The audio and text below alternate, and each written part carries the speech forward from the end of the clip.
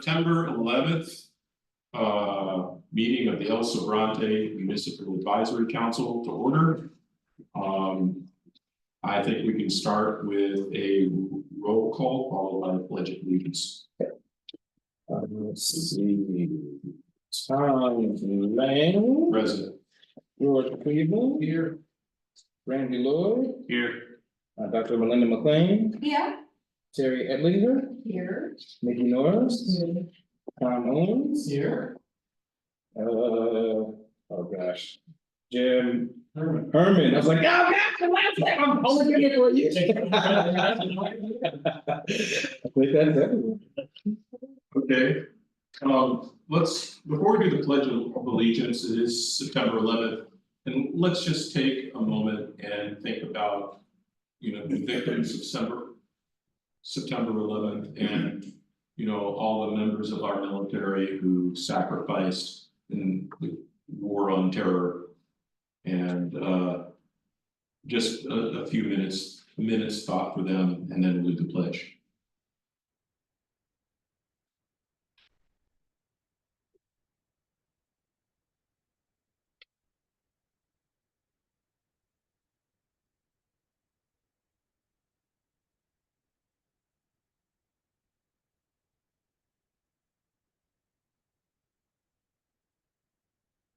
And thank you, everybody. So, somebody would like to lead us in the Pledge of Allegiance. I'll do. Okay, thank you.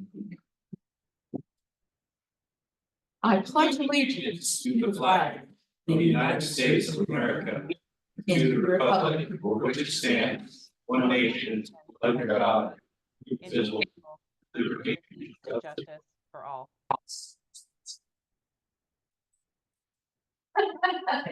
Hey, Treasurer. So standing at $2,091. Okay, has everybody had the chance to look through the minutes from the last meeting? And are there any points of correction or disagreement? Okay, who would like to make a motion to approve? I'll make the motion to approve this as presented. Okay, Tom Owens makes a motion, anybody second? Nikki seconds, all in favor? Okay, I abstain. Abstain. all right, but we still. Yeah, Okay, it's just we weren't there, so. all right, By the way, abstentions count in the count for a quorum. Yes, we know. yes, Fine, it's not fun. thank you, you can call me Grasshopper. So we'll start with the presentations, and I guess Ronnie, will you be giving? Oh, that's a presentation, and it's gonna be fast. All right, good evening, everyone. Let me get in here real quick. Boom, boom, boom. Starting with our noise ordinance and issues related to countywide expansion. The first task force meeting for the countywide noise related issues is scheduled for September 19th at 6:30 p.m. And residents that have signed up to participate should have received an update from county planning. If not, you can always reach out to me directly. And those that still want to participate in person or virtually, you can reach out to me directly. I believe they're going to be an in-person option on that date at the DCD building in Martinez. San Pablo Dam Road Bike Lane update. County Public Works has submitted a Safe Streets and Roads for All grant application to the U.S. Department of Transportation for the San Pablo Dam Road Diet Project. Updates regarding the status of the application have been rescheduled for later this month. Last month, it stated it was going to be the end of August, but we haven't received the updates just yet. We had our collaborative dumpster day August 31st in partnership with the East Richmond / Asford Heights region, along with the many neighborhood councils within the greater Richmond area. And for more information and to sign up to volunteer for future cleanup events, you can reach out to me directly.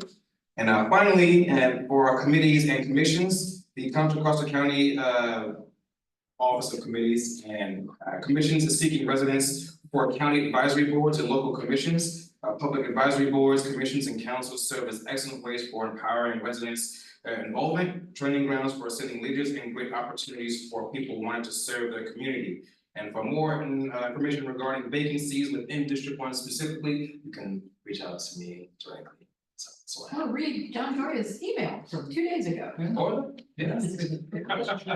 We have a good number of vacancies for District One, so I was looking for residents to participate. Yeah, my question is about the treasurer report. Actually, I thought we were closer to 3,000. I thought it was like 3,900 and something, so I mean 2,000. Bitcoin went down. So Yes. what, how did it get to? Tom, you should have asked. It did not. They, that's it's remembering. Yeah, we ordered a new badges for everyone, so that brought it down to the 2,000.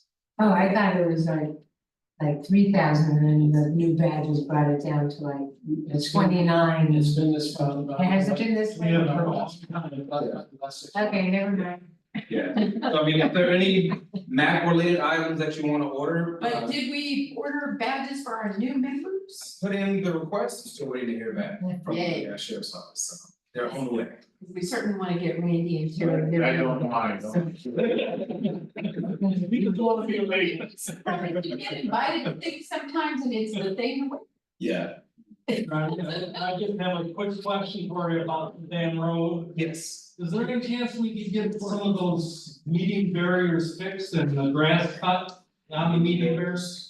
We're specific. Dude, essentially the whole way, the Oh, cars have run all over You those mean yellow markers. The yellow markers Yeah. on the double line? Yeah, we got quite a few of them that have just steel cables sticking around. Yeah. Pretty much gone from like Kennedy Grove basically all the way out to River. Yeah. Most of them. And then the other, does anyone know who piled off their new fence? No, pretty sure Public Works, they are notified of it, but nothing has come across my desk. But I can definitely put it in that request. Yeah, let's see if we can get that fixed up a little bit. Okay, that's further down. It's essentially from the dam Mhm. all the way around. Okay.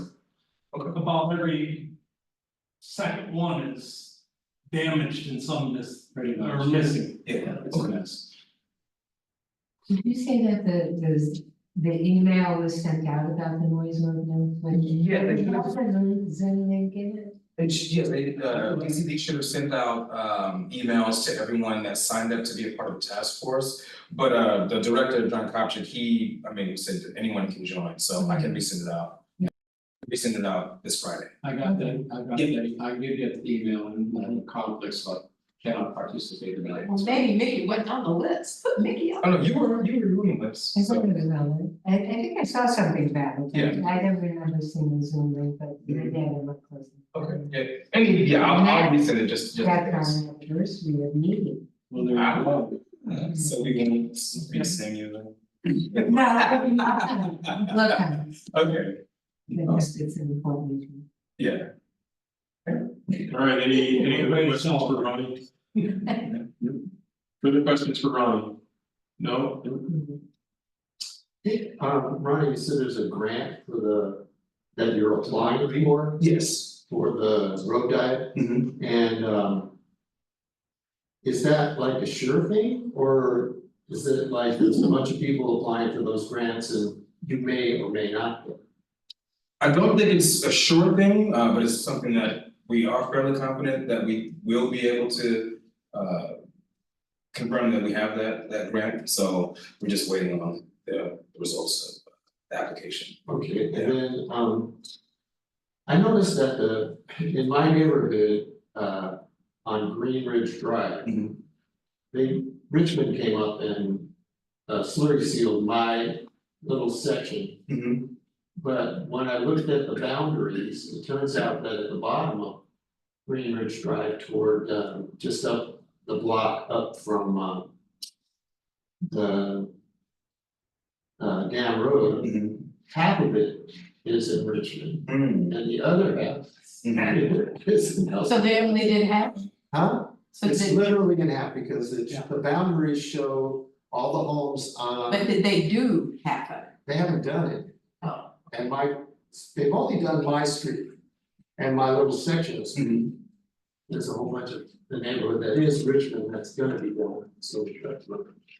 But I was just wondering about that, boundary that half, literally one side is Richmond and the other side is. That's not unheard of. El Yeah, Sobrante. have you ever gone down in, we're between Knoll and El Sobrante?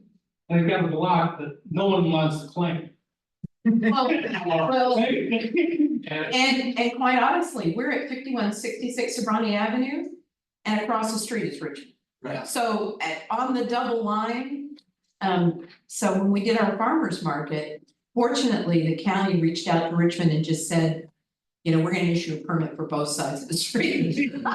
Yeah, But- Hilltop Drive is like that up where I live. It's Yeah. like that a lot of places. The gas station on Hilltop Drive with a little commercial strip there, that's in Richmond. Across the street is El Sobrante. So, It's not unusual. what I'm Yes. getting out of this is, what's gonna happen is interim. Yeah, anybody's guess. you gotta complain to whatever agency is responsible. Oh, I'm not gonna complain. Schrodinger's district. They did Mark's. Well, but if you don't mind that little section being. You're just on it tonight, Tom. That's good. Schrodinger's district, I love it. Please tell John that. Sobrante is Schrodinger's district. I'm sure that there aren't any more questions. Is it Richmond? Is it not Richmond? Do we know? I mean, I can look it up, the Public Works has a automated system. which- Oh, no, we know. Yeah. We're just saying, a lot of these roads are having. Yeah. Alright, so if there are no further questions for Ronnie and the county, then we'll move on to the fire protection district update. Michelle. Who always shows up for us? Well, she's at another meeting on Zoom. Probably. I think she does do too. Yeah. She is. Good evening, Chair Ling and Board. It's a pleasure to be with you tonight. Some updates about our grant and the county coordinator position. With the support of the Fire Board and acceptance with the California Fire Safe Council, the grant extension was awarded and will continue. You're stuck with me until December 31st of this year. That said, we are seeking additional funding to carry the position into future years, including 2025. So fingers crossed that I'll still be here. Previously reported, our project numbers were 88 open and 103 completed. So between July 1st and September 1st, we've received 18 new applications and 13 additional projects have been completed. Confire and I will meet with the California Fire Safe Council to discuss the successes and challenges that we face. Given that the CAL FIRE grant for the East Richmond Heights Shaded Fuel Break project was denied, what we plan to do, as reported by the fire chief to the fire board yesterday, we plan to regroup, gain resident support, which is what we believe was the lacking. There wasn't just enough resident buy-in, and our plan is to reapply in fiscal year 24-25. A reminder to save the date. We have a very exciting event coming up on October 19th from 9 a.m. until 1 p.m. It's the Confire Open House at 2945 Treat Boulevard. You'll receive everything via email, but please save the date. That'll be held at our Confire Training Center. Please bring your family and friends to learn about wildfire mitigation, visit Sparky the dog, witness demonstrations by our fire suppression team, and see the tools of the trade. Food will be served, donuts and coffee in the morning, and a barbecue starting at 11 a.m. So I look forward to seeing all of you there. Finally, I'll hand off to Inspector Baruman, who will present on how you can become a FireWise neighborhood. This presentation is in direct response to the community's request. And Inspector Baruman, a little bit more about his bio, is a fire inspector with the Contra Costa County Fire Protection District in the Community Risk Reduction Division. He is the district's FireWise regional coordinator and the co-creator of the fire district's homeless engagement team, and as well a licensed UAS pilot for the fire district. Inspector Baruman is a former firefighter with the U.S. Forest Service, a former high voltage electrician with PG&E, and a U.S. Army Special Operations Combat Veteran. Wow. Derek has an Associate's of Science degree in fire technology and is working towards his bachelor's degree in fire science. With that, I will hand off to my esteemed colleague, Inspector Baruman. Another disembodied voice. Bear with me. I'm not the greatest with the Zoom thing, so I'm trying very hard to get this right. Thank you, Ronnie, for helping out with the slideshow. And thank you everybody for inviting me to this. I apologize, couldn't make it to the last one. I had some other family issues to take care of. So I'm here now, and I am excited to present the Firewise project to you guys, the program. Just real quick, a recap of Firewise. So 6 years ago in Contra Costa County, we had one inactive Firewise community. As of our last count, we increased our active communities from 91 to 105 in the entire county. So that is a massive win in me and Michelle's book. It's a lot of blood, sweat, and tears. A lot of talking to a lot of communities, and I'm here today to explain to you guys what Firewise may do for your guys' communities. Ronnie, you can go to the next slide, please. So real quickly, the Firewise program is a little to no cost commitment that utilizes what we call sweat equity to make communities more fire resistant in a wildfire event. And when we talk about sweat equity, that's the homeowners doing the mitigation around their homes and hardening of their homes. That's the sweat equity we're talking about. The research has shown that between home destruction and home survival in wildfires, everything points to embers and small flames as the main way that the majority of homes are ignited in wildfires. And just so you guys know, embers are burning pieces of airborne wood and or vegetation that can be carried more than a mile through the wind. And those can cause spot fires. They can ignite homes, debris, and other objects. So what the Firewise program does is we come out and we will talk to communities about defensible spacing and home hardening techniques that can make communities more resilient in a wildfire event. With the slideshow that you guys, the slide we're on right now, we're talking about fuels management, and that goes into the defensible space section. The first zone that we talk about in our Firewise assessments for communities is zone 0. Also known as the immediate zone, and that is 0 to 5 feet. And I'm just going to briefly overview this because there's a lot more information that I like to show communities when I show up to a community's home to kind of point out what we're talking about. But in the 0 to 5 foot zone, we really look for no combustible materials and no vegetation in that zone. It is proven that having a aggressive zone 0 does save homes in a wildfire event. A lot of people do ask, well, if I can't have any vegetation in that area, what should I do? So a lot of times what we'll recommend for most homeowners is to do hardscaping. So that could be river rock, pea gravel, the DG, the decomposed granite, that compacted pathway dirt that we see a lot of in a lot of parks.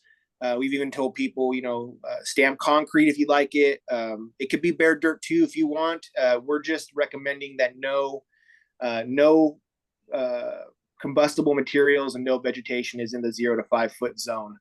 When we talk about these zones, the next zone that we talk about is zone 1, and that is the intermediate zone. And in this zone, that's 5 to 30 feet out from the house. What we talk about there is we're trying to decrease the fire behavior.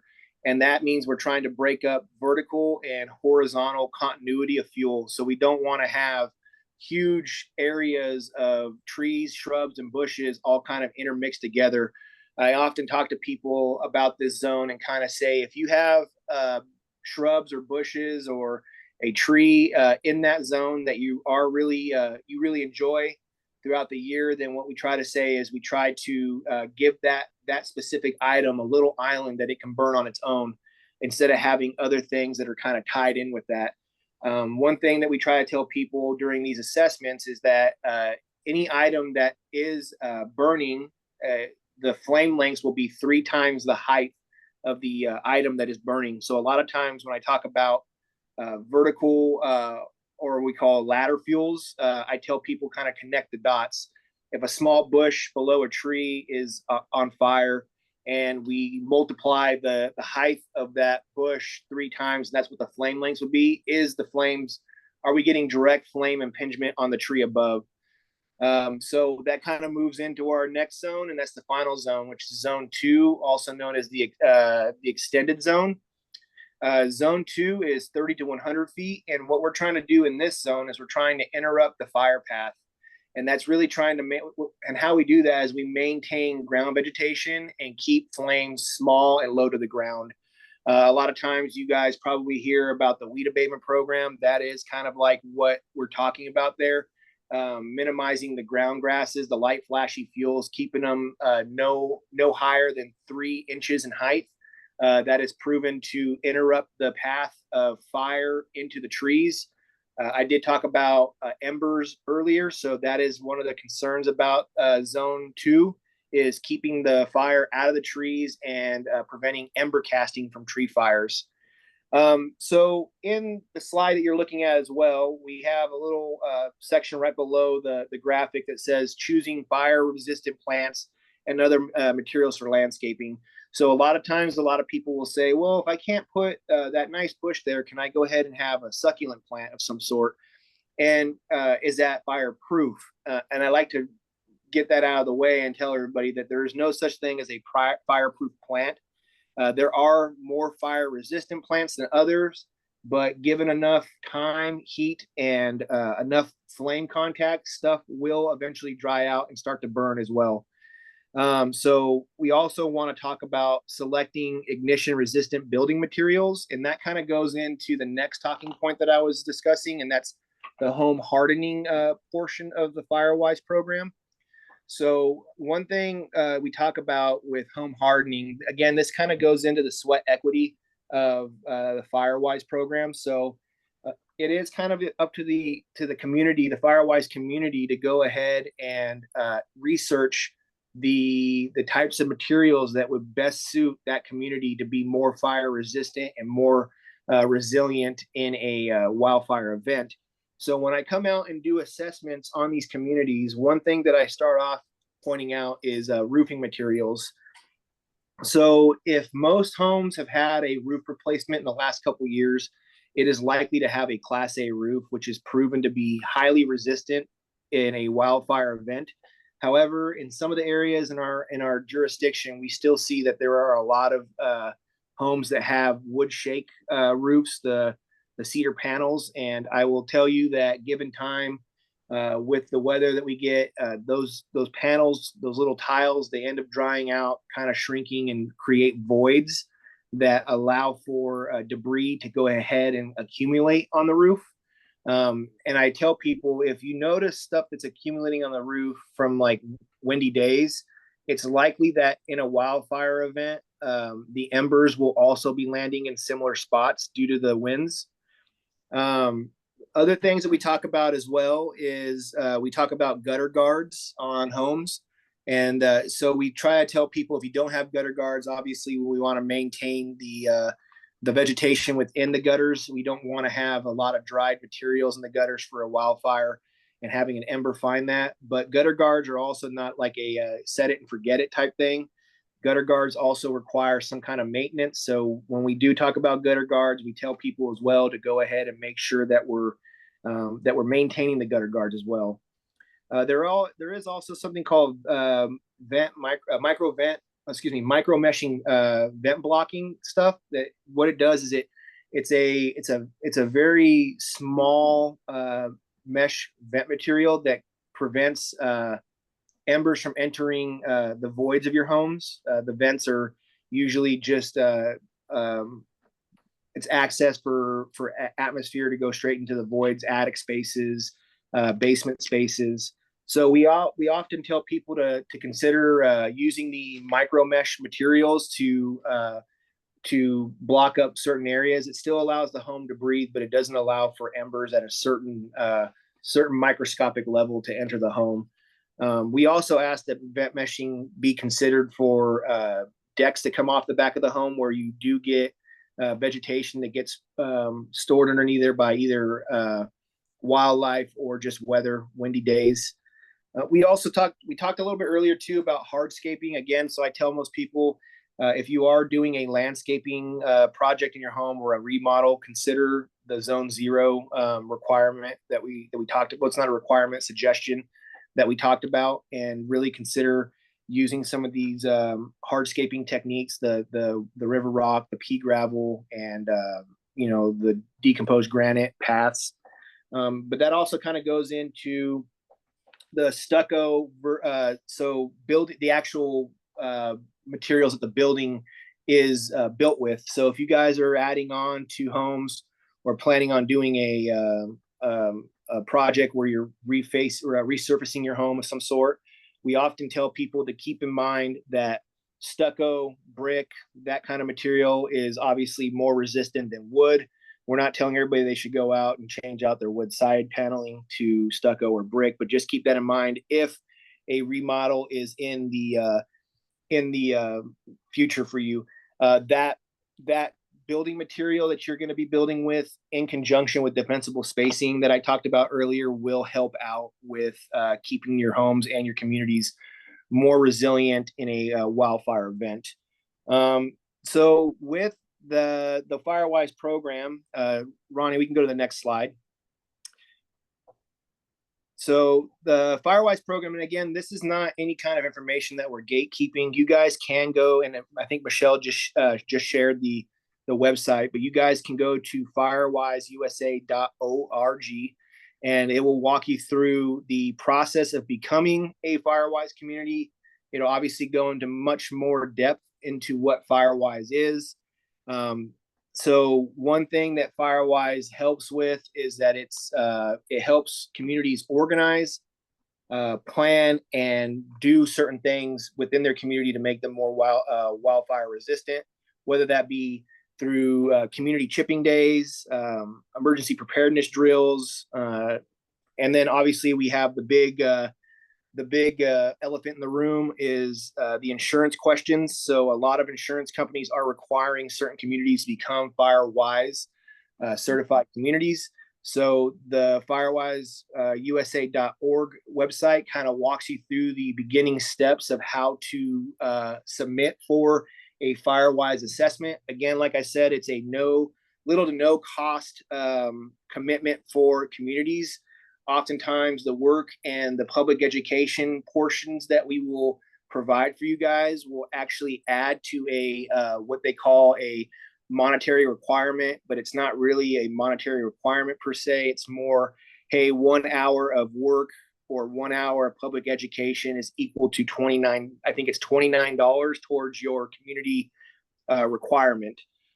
Some other things that FireWise does help out with, it also helps with grant funding. That's Michelle's side of the house, where if you guys have ideas for making your community a little bit safer, you guys want to plan a community chipping day, you can submit that through Michelle's side of the house. And being a FireWise community often gives you guys a little more priority over other communities that are not FireWise. So that is always a plus. And on top of that, the grant funding is not out of your guys' pocket. It's a grant. So one of the good things is you guys will do what I had mentioned earlier, the sweat equity, cutting down your guys' own branches and trees and moving them to a central location. And then we would have our Crew 12 wildland firefighters come out and chip and remove the chips for you guys at no cost. Some other things I talked about again is the emergency preparedness drills that we can kind of go through. And that would be handled by our Pub Ed division, also part of the CRR unit that I'm in. So that is another thing that we help out with. And then obviously we talk about ambassadors and advocates. So by becoming a FireWise community, you guys become the ambassadors for FireWise in a sense. It would be up to the individual communities, and it's not just El Sobrante as a whole. It could be we're really hoping to get into the neighborhood level and talk to individual neighborhoods, because what it does is by you guys being a FireWise community, you guys can go and talk to other people adjacent to your neighborhood or neighbors that aren't as active in your neighborhood and explain to them what FireWise does, how it helps, And you guys are essentially, again, like I said, your own advocates. So by doing the work, you guys are becoming a more wildfire resilient community. Ronnie, next slide. So again, kind of going over it. This is kind of the basic. This is the basic layout of how Firewise kind of happens. You guys would create a board of volunteers to represent your community, and there is a minimum requirement of 8 households, but as you can see, there is a max limit of 2,500 households. I have yet to see a 2,500 household community. It's usually, I think the biggest I've seen so far is 65 homes.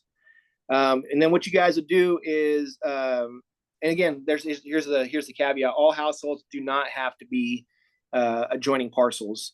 But what I want you guys to also understand is that we want to appoint a leader for these communities, and what that does is that gives me a direct line of contact to your community. So all that leader would field all questions from the community that they're leading, and then run them up to me, and then we would work on getting the proper information disseminated back down to that community. I talked about the planet portion of that. So collaborating with the regional coordinator, that's myself, to complete the community wildfire risk assessment. And that's where I was talking about coming out to an individual home in a community and doing a risk assessment. Once that is completed, you would be given a risk assessment that you can submit to the Firewise website, which would then approve after creating a 3-year plan, which we would also help you guys do. But once all that is submitted, you guys will be given a certificate of recognition as a Firewise community that you can submit to your individual insurance companies. And for some people, that helps with the renewal issues that we're having in California.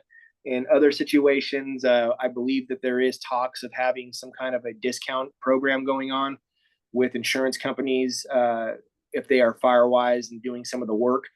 Oh, and here we go. We did talk about that. So doing it. So meeting the minimum wildfire risk reduction investment. So again, like I said, it wasn't $29. So every hour that you guys do of home hardening or defensible space work, or even public education, talking to your neighbors or putting on community block parties to talk about Firewise, that all counts towards your commitment investment. And then so we tell people, tell Firewise about it. So the resident leader will obviously apply for recognition, and then that's where we get that certificate back to you guys, and you guys can work on with your insurance companies to get the processes going for them. Next slide. So these are just some of this is just some of the terminology we use: hazards, risks, and then the community risk assessment. Again, we kind of already talked about this stuff, and I believe Ronnie is recording this, so this will be available for other people to look over once again if it's going too fast. Next slide, please, Ronnie. So this is actually a really important slide. So Michelle talked about my time with my many different hats that I've worn in my life. The most recent one prior to the fire service was working for PG&E, and I was an electrician for PG&E, and I was deployed to Paradise Fire. So I've seen firsthand what wildfire destruction does to a community. And I am really passionate about this program and what it can provide for your guys' community and the other communities that I have talked to. And this slide really is kind of like an important one. The most important person protecting a house from a wildfire is not the firefighter, but the property owner. And why I say that is because with your guys' efforts of doing defensible space and home hardening, there is a better chance that our firefighters can save a home, can save a community. So without the efforts of the community at large, the Firewise communities, it's hard to do our job in this day and age. The next slide we have, and this will be available to, we hand out this card during the assessment, it's basically a QR code. The first one is Zone Haven. So what that does is that provides you with a alphanumeric geolocation based on your address. And Zone Haven, what it does is it sends you push notifications on an iPhone, Android device, and it'll let you know whether or not there's a warning in place, an evacuation order, a mandatory evacuation, or a voluntary evacuation. So that's always a good thing to have. I have it for my location out here in Oakley because I live in a flood area. My sister lives in Georgetown, so I try to get her to get on that one as well. Pretty much everybody that we've had, everybody that we've gone out to, they immediately click that Zone Haven and they find their zone pretty quickly based on their address. The next QR code is the community warning system, and I always call that it's like redundancy having the community warning system, which is used by the sheriff's department as a text-based service. Again, it'll tell you whether or not it's time to go. One other thing that we do talk about, and the last QR code is more information on defensible space standards. But one thing that I do talk about as well is I talk about bug out bags, having the appropriate items in your bag. And that is something that is also handled by our pub ed team. They will come out to Firewise communities and help them with preparing bug out bags or go bags. Some people call them go bags. So yeah, there's just a lot of information that I wanted to put out today, and I know that it probably is overwhelming for some people, but I'm hoping that I have piqued the interest of some people in this room into considering applying to be a Firewise community. If you are interested, Michelle does have my point of contact. She will be able to share it with you guys if you guys are interested in becoming a Firewise community, and I can talk more about it. But that is the gist of it, and I will open it up to some questions if I can answer them, help you out. I will preface that anything insurance related will be handled by Michelle. I am the defensible space and home hardening questions. That's the stuff that I would be able to help you guys out with. Thank you. And Mr. Berman, thank you so much. That was a presentation filled with some really useful details. And I was just hoping that maybe you could send the, well, if Ronnie has the presentation, that could be put online for people to download. So they have. The links. We have your permission. The for links that? are in the chat. Oh, the links are in the chat. Yeah, Michelle's been sharing several links as well. So that's for your guys' benefit as well. Awesome. Thank you so much. And I'll open it up to the board. Any questions for Mr. Berman? From our attendees, please. I was very interested in learning more about the free wood chipping program. Yeah, so that's going to be something where by becoming a Firewise community and then going through Michelle Reinhardt, the county coordinator, the wildfire mitigation coordinator, it's a two-prong approach. And Michelle, if you want to step in and also talk about that as well. Of course. Thank you very much. So the community chipping day is we ask 10 residents, 8 if you're Firewise, to cut, gather, and pile vegetation from around your homes and place the vegetation into 1 or 2 common locations within your community. The Confire Crew 12 hand crew will arrange a time to chip and haul away the vegetation. If you're interested in that, please feel free to reach out to me. I have various resources, including a flyer to help increase participation. And right now we're booking into late October, but I'd be happy to discuss with you offline about how we can help your neighborhood become more fire adapted. Thank you. I live on the street that's surrounded by open space. And there's no development on the open space, but it is a lot of different parcels. And if we were a Firewise community, would there be any help with cleaning up the large pines and oak grasslands that surround our homes? Sure. What I'd like to do is, Ronnie, if you could gather that gentleman's information, I'd like to talk more about developing that project. If partnerships or permissions are needed with other partnered agencies, I'd be happy to work with you and your community in order to gather those in the development process of a project management process. And sir, if it is an immediate concern as well too, I do recommend also putting in a complaint request to our main website for the Exterior Hazard Control Division. I think there's an email link on our main website where you guys can go out, take pictures of the concerning vegetation, and we will send out an inspector to do an exterior hazard control inspection, and hopefully we can get in touch with the property owner to abate or mitigate the fire hazard. Chris? Thank you, Inspector Broom, and I'll put that link into the chat now. Thank you.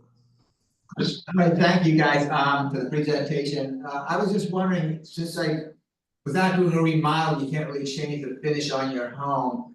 If you did have a relatively flammable, like wood or something like that, is there some kind of a paint retardant sort of a system that you can use to make it, safer from that point of view? Yeah, so I don't want to, we would open up a whole can of worms on this, but the good thing about also helping out with the Firewise program is we can have that conversation much more in depth, because we'll be discussing building construction and defensible spacing. But to give you an answer, I can't give you a specific, I can't endorse a specific material that would make your home more fire resistant, other than just saying that certain types of building construction are proven to be more fire resistant. Really what we talk about is defensible spacing as the first line of defense for most homes to become more fire resistant. I do have a lot of homeowners often ask me, well, can I get one of those rooftop sprinkler systems put on my roof and turn that on when there's a wildfire event? Well, there's a lot of things that go into that, right? Is that sprinkler system being hooked up to a municipal water supply? If that's the case, then that's probably not going to be approved, because we're stealing pressure from the domestic water supply that firefighters might likely use to draft off of. Other questions I say, well, then they'll say, oh, well, I'll get an exterior tank. Well, a lot of times when we're talking about a wildfire event, we're talking 15, 16 plus hours of wildfire behavior. So having a tank that large that can handle that amount of water for that long is not necessarily feasible for most homes. So to answer your question, I can't give you like a paint material or anything that will kind of make your home more fire resistant. But I encourage you to reach out to me and Michelle after this meeting, and we can schedule if you guys can get enough people to be interested in having a Firewise assessment, we'd be more than happy to come out, and I would walk you guys through it on an individual home and show you what can be done to make that home more resilient. Thank you. Okay. Any further questions from anybody here? Well, thank you both, Michelle and Mr. Berman, for great presentations, and we really appreciate all the information. Thank you so much. Yeah, thank you for having me. Thank you. Okay, I guess we don't have the sheriff or highway patrol. So in that case, Can I go back to a question with Ronnie? sure. Cause I don't mean to, nitpick or anything, but I was just looking at the old agendas. And in March, we had 3,000 in the treasury report. And then in April, it went down to 2,091. And I don't see that as just badges, that we didn't spend $900 on the badges. So I think there's some mistake or something in the number. Ronnie, would you look into that? So in March it was 3,000. And then in April it was 2,000. We did badges and Was there something? business cards, was there something else? It's still not $900. I bet it's 2,991. He's going to find out, and we'll have the report. Yeah, I think it's closer to At that. the next meeting, we'll have the report. Yeah, just have to check into. All right, resolve, and Ronnie will look into it. Okay. Okay, in that case, we've moved our public comment from the end of the meeting to now. So do we have any public comment?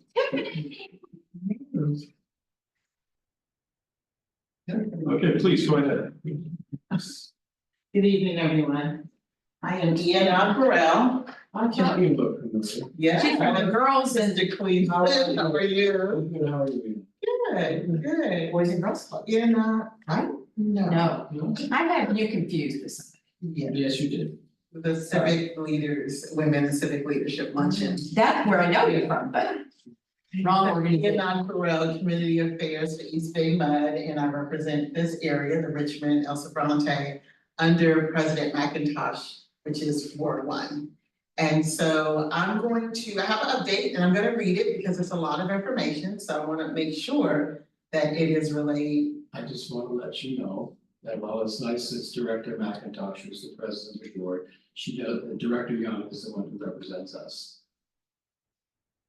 We're in Young's district. You Yeah. we understand that because when I moved to El Sobrante 20 years ago, I thought I was in Director McIntosh's district as well, but because of the way that the lines are drawn and how they have to have the wards have the requisite equal amount of residents, voters, what have you. They put El Sobrante and this area of Richmond into Director Young's. But if you have state residents, I'd still love to hear the. It's still relevant. It's for the entire service district. They do it. And actually, I will be working on Sobrante water treatment. Okay. So, and I know it's with Director Young, I'll be doing that.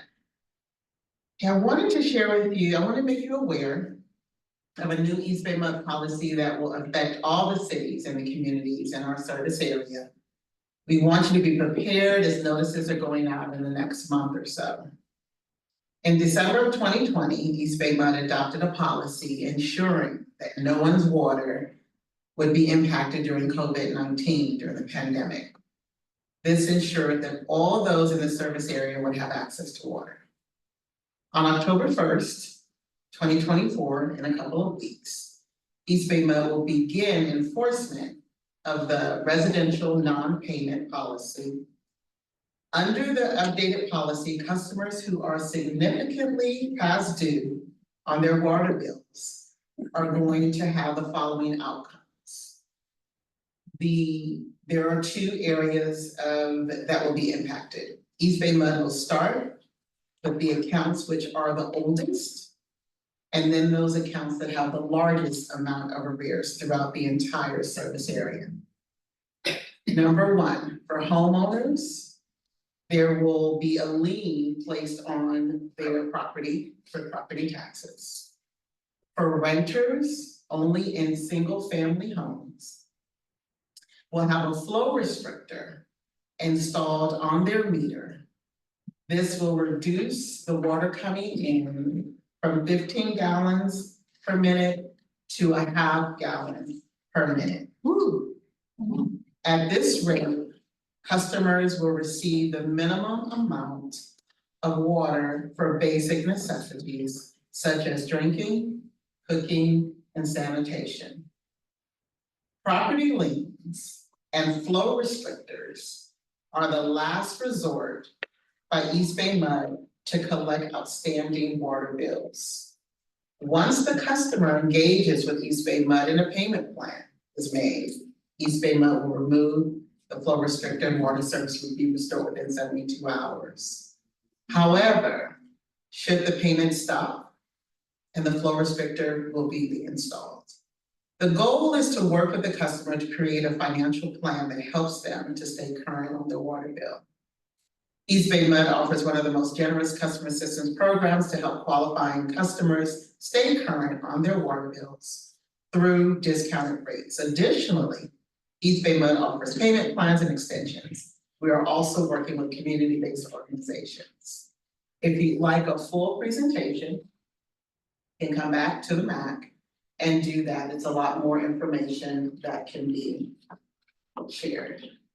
That is the end of public comment. What I would like to leave is my cards. I'll just leave them up here along with cards about the CAP program. And Phil, I'll just leave them here and you can take them at the end of the meeting and then I will go from there. Is there a website, Earl, too, where we can get more information about this?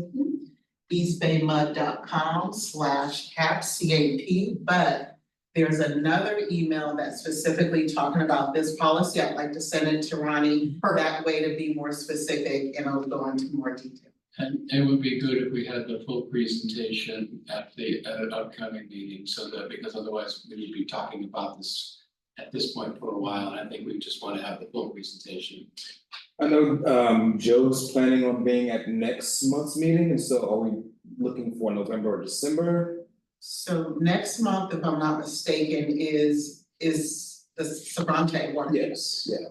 So did you want to double up to have Sobrante and this presentation? I think that would be a good idea, to just have them, if you can have them Yeah. both at the same Are we time. gonna do like We a have survey real web presentation meeting. stuff? Yes. Playing loose. So we're gonna do it 10 minutes. So Ronnie, I'm replacing Joe on the Sobrante, so we have switched, so now I'm leading that, Okay. and you'll be hearing from me.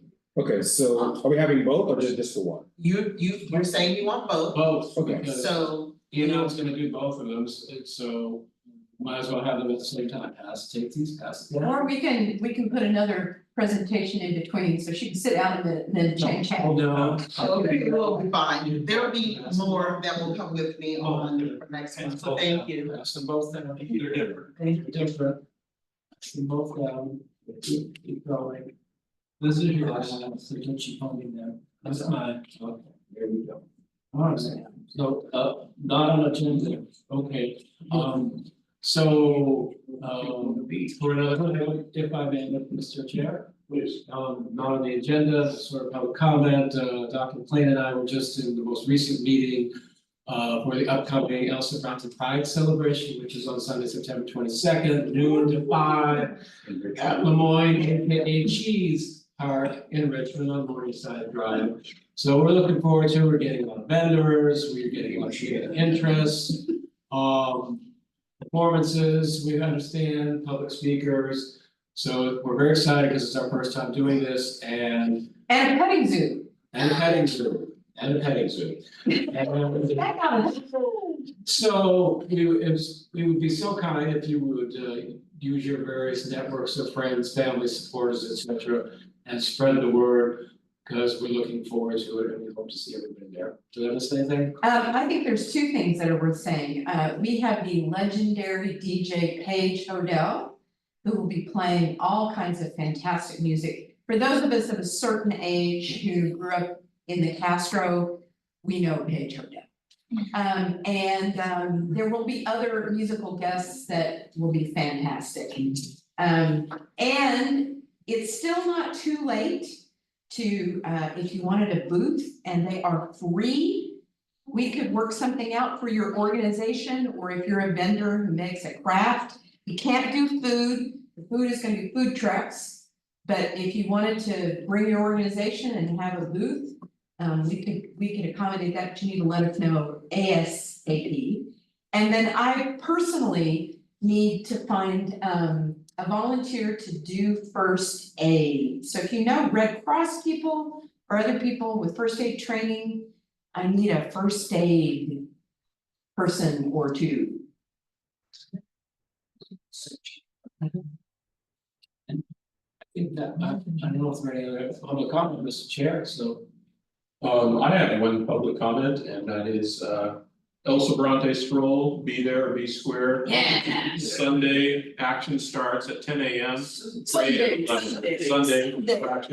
Sunday, the action starts at 10 a.m., parade at 11 a.m. And lasts until 4? And it lasts officially until 5, but people start cleaning up around 4ish. I'm gonna try to get there by 2:30. I'm guessing, is the back like staffing a booth with supervisors office? Okay, I'll be there, so. Can you find a canopy? Does that seem? TBD. I would loan you one. My wife has one, she did the Solano stroll last weekend, but it is 800 pounds, so. Yeah, it's. I would- It's just that you need one because otherwise you're gonna get people who are sitting there hours getting sunburned. I would loan you one, Ronnie. Yeah, I'm pretty sure I can bring my own person. But Ronnie, I was at the chamber meeting and there's 3 there and the other day they only had use for 2 of them, check in with them. Cause mine only weighs like 25 pounds. Yeah. It's no biggie. Yeah. Okay. 10 by 10. Waits for the 10. Any further public comment? Is anybody going to be, from the back, gonna be Yeah. manning the table there? Yes, I'm gonna be bouncing around from the back table to maybe hanging out with Nicole Dawn at her table to, I think, Pride, we're gonna have. And George and I will just be going in a little circle. Where he isn't, I will be Yeah, Okay. at 2:30, but not before. well, I'll be there. You'll be there. Anymore, So You don't have to be preach Seoul first. Central, so I can't really. that's okay, we won't bother you So too do, much. do cars have to be out, do you have to be set up in your booth, or cars taken out by 10? Yes, Yeah. so basically, people can start bringing their booths and stuff in at 8. And that sort of continues, everybody has to be clear by 10. So just as last year, we did. There really is a bit. We had the registrar of voters send voter registration material to be at Joya's booth, the Mac booth. Can we do that again? I don't know if you all registered anybody last year, you may not have. You don't know because you weren't there, is that? I was there. Were you? But we didn't get too much Activity for that? activity for that, so. Okay, Any further questions? All right, so in that case, we'll move on to the discussion items. She has a question. I have a question, but I'm not sure, Okay. well, this is public comment, this is it. Oh, okay, this would be it then. I'm actually just looking for resources. The other day I was walking my dogs and the the crosswalk was not clarified at all, even though it was with a sign. So who do I call or where do I make a thing to get it painted or striped so that it is a pedestrian walk again? Do you have a Cross local street. citizen? That's Citizen. it, Yeah. okay, thank That's you. the easiest way. If you download that app, what's great about that is you can make the thing and because it's geolocated, you'll know exactly where it is. But you need to go to the crosswalk when you do the thing Absolutely. and make the picture. That's so much better than calling poor Rhonda's. Although you can also call Rhonda. Thank you. Okay, Mobile Citizen is amazing, really. so I have a question. go ahead, please. Oh, well, it's my wife's question, but on part of the sidewalks in El Sobrante, the people that own their stores put up tires on the sidewalk. If you have a wheelchair, you're gonna have to go on the street to get around them. She's very concerned about that. There's that one that you So don't. where specifically is this? The tire store. The tire store, and then one that has, yeah, Larry's, Larry's used to be Larry's, I don't know, Larry's not there. That tire store, and down a little bit further, it's the one with Bikes. the bikes, yeah, you know what I'm talking about. The Tom. Yeah. Mobile So, Citizen works for that too. And yeah, she said. That legal to do that, to block the sidewalk? Can't block the sidewalk. Right, so I know there's space, would a wheelchair get by, and she's very concerned that people that are. So, I mean, I think the best advice Yeah. is to use the mobile citizen app and take a picture, and that's geolocated, so they know. So, Thank you. Discussion on using, getting, With the sign. yes, Yeah. getting. okay, so this is the Bismillah Halal Market and Chinese Hall.